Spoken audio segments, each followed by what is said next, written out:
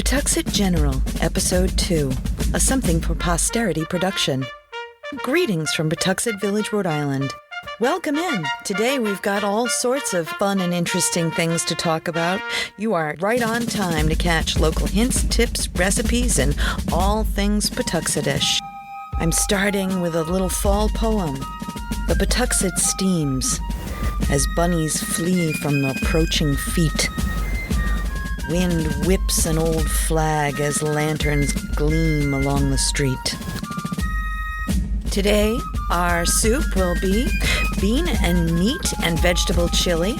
The pairing will be a vodka smoothie, and we'll have the second installment of The House on the Corner.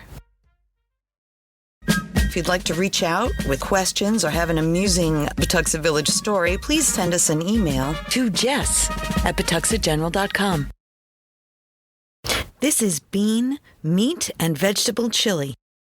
This chili is so hearty, so colorful, it's a real crowd pleaser. So, when I was still a counter person at Little Falls, one of my bosses felt like a hearty special soup. So I asked for some key ingredients, and when he came back, I had at it. So he poked his head around while I was seasoning and said, "Whoa, not so much cumin, too much chili powder. Don't add any more, promise." I looked him in the eye and said yes. Then when he went around the corner, I put in a tablespoon more of each. Perfect. And he loved it. The recipe itself. You're going to need 4 tablespoons of olive oil, 1 pound of ground pork, 1 pound of ground beef, 1 bulb of garlic chopped, 2 yellow onions chopped, 1 of each color pepper chopped, 1 green, yellow, and orange, 2 cans of red kidney beans, and 2 cans of white cannelloni beans. Also, a number 10 can of crushed tomatoes. Now our seasoning, be generous, is going to have 4 tablespoons of cumin, 4 tablespoons of chili powder, 2 teaspoons of pepper, 2 teaspoons of salt, and 4 tablespoons of Italian seasoning. Let's start with a sauté.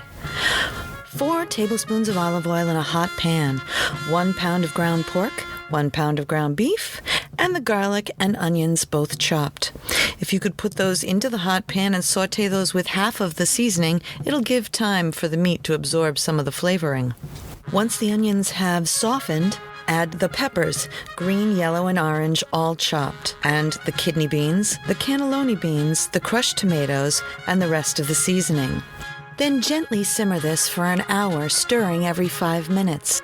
Now, if you'd like something with a little more heat, you could add some ancho chili pepper or just some plain old Tabasco at this point. I want to tell you about my friend Mike and his electromagnetic pinball museum and restoration arcade. It's an all-inclusive place to relax and share anything related to modern pinball, EM pinball, and arcade games. A group of pinball and arcade fans with an addiction to games of all kinds and Lego too. $10 gets you free play on pinball and arcade games all day. You can find them at 881 Main Street, Pawtucket, Rhode Island, or online at www.electromagneticpinballmuseum.com. A lovely fruity pairing is the vodka smoothie. This is a very reasonably priced cocktail and very simple to make. Find the cheapest frozen fruit in your frozen section.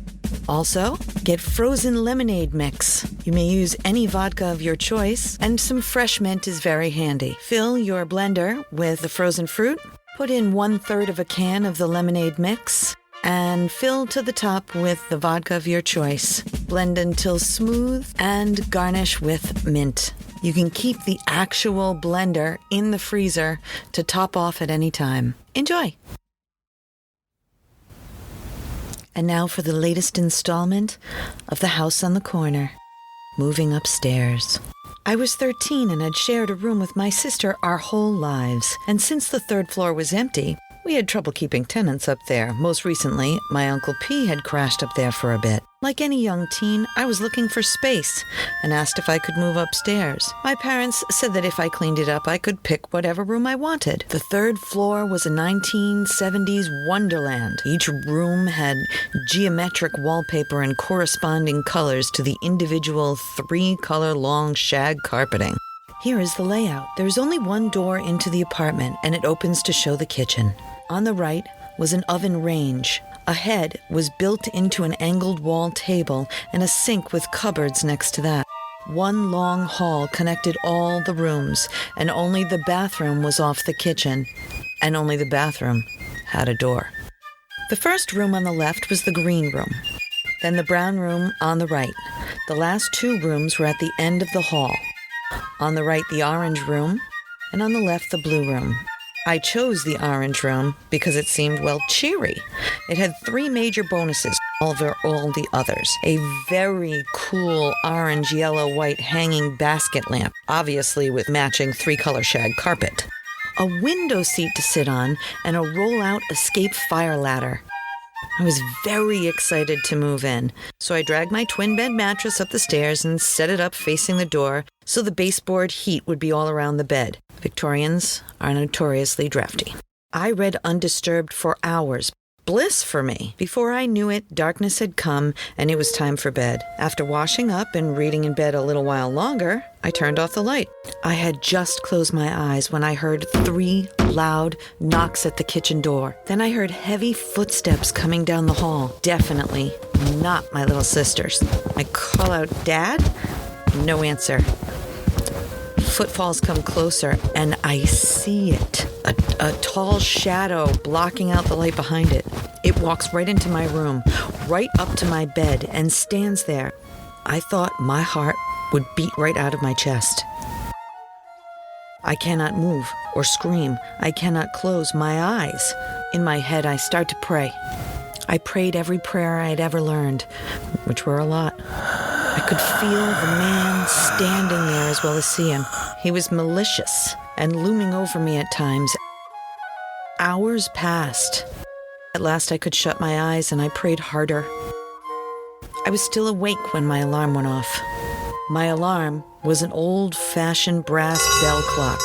When it rang, I opened my eyes and he was gone. I jumped out of bed and flew down the hall and downstairs to family and safety. Later that day, after I had told my family what had happened the night before, I asked them for suggestions. Mom said put salt on the door jambs, say my prayers, and tell him to leave you alone. Dad said hang something in the door so I couldn't see it. What is ghost-proof?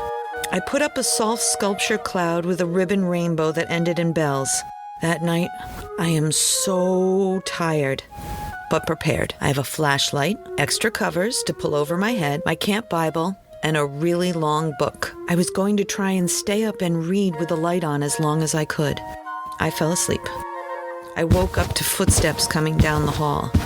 My pretty overhead light still on. I pinch myself, making sure I'm awake. The man comes down the hall and stops outside my room. Seething darkness, just stands there, looking at me.